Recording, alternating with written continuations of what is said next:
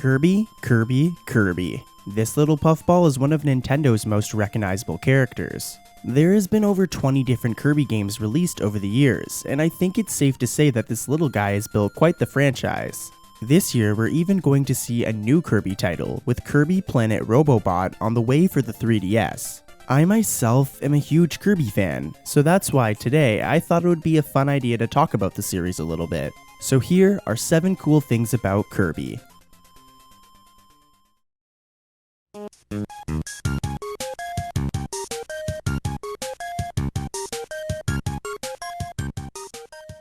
Number 1. Kirby wasn't always planned to be the pink puffball we all adore today. When series creator Masahiro Sakurai was tasked to create the Game Boy adventure that would eventually become Kirby's Dream Land, his project used a placeholder sprite for the main character during testing, as artwork for a main character wasn't ready yet. This placeholder's simple puffball design ended up growing on series creator Masahiro Sakurai as development progressed. And with some minor alterations, this simple puffball design stuck. He wasn't even called Kirby back then either, but instead went by the name of Twinkle Po Po Po. Number 2. Have you ever wondered why Kirby is colored white in the American box art for Kirby's Dream Land? Well, this is because Nintendo of Japan was having a debate on Kirby's color at the time. Sakurai wanted Kirby to be pink, but Miyamoto thought yellow would be better. Obviously, Sakurai eventually won the debate. However, Nintendo of America didn't know if Kirby was going to be pink or yellow at the time of making the box art. So they decided to play it safe, and made Kirby appear white like he appears in the game. Number 3.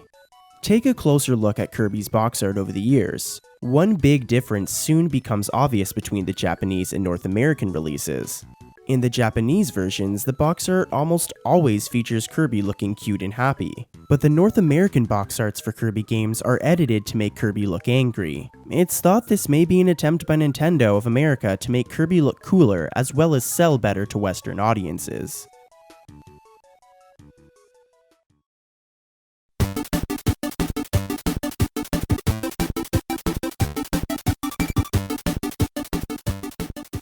Number 4. Kirby's Return to Dreamland surprisingly underwent an 11-year development cycle, perhaps one of the longest in the series. It started right after the release of Kirby 64: The Crystal Shards. This project featured 2.5D visuals, similar to Kirby 64, co-op multiplayer, and was going to be called Kirby GCN. This was only one of 3 cancelled projects that would end up leading to Kirby's Return to Dreamland. The second one was in a fully 3D environment, yet had not achieved the quality Nintendo had expected. And the third one was once again a 2.5D side-scroller with pop-up book visuals. These projects were eventually recognized as failures due to how most of the focus was on multiplayer instead of the game itself. With this in mind, Nintendo used what they learned from these 3 failed games and applied it to the development of Kirby's Return to Dreamland. Number 5. Kirby's Epic Yarn was originally going to be a completely new IP called Fluff's Epic Yarn. The idea was presented to Nintendo after the developers at Feelgood were done finishing the design documents for the game. Nintendo asked the developers if they'd make it into a Kirby game, as Prince Fluff's design is very similar to Kirby's. Both parties agreed, and Kirby was made the new main protagonist of the game, with Prince Fluff being pushed to the side. Number 6. There was actually a prequel to the Kirby series titled Kid Kirby that was being developed for the SNES by DMA Design, now known as Rockstar North. The game was a platformer featuring a younger Kirby, which would have utilized the SNES mouse peripheral. However, the game was cancelled, supposedly due to the mouse not selling very well. It is a shame, as this game looks like it would have been pretty interesting to play. And last but not least, number 7. Several of Kirby's copy abilities are clearly influenced by other characters of other video games or pop culture. Here are a few for example.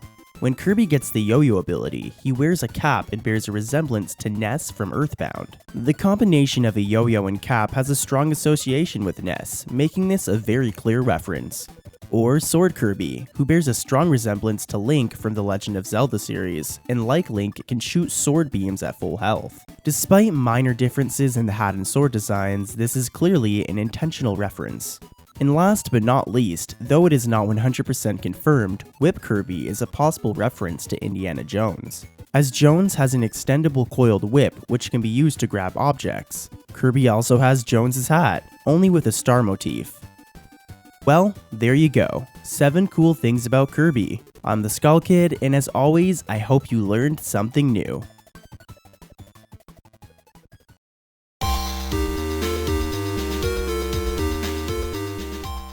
Hey, thanks for watching.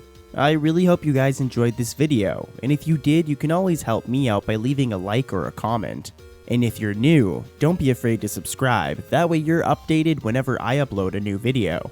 In the meantime though, I got these 2 videos hanging out here for you. The first one is my Kirby timeline video. If you enjoyed this one and you like Kirby, then that one's for you. I'm sure you'll like it.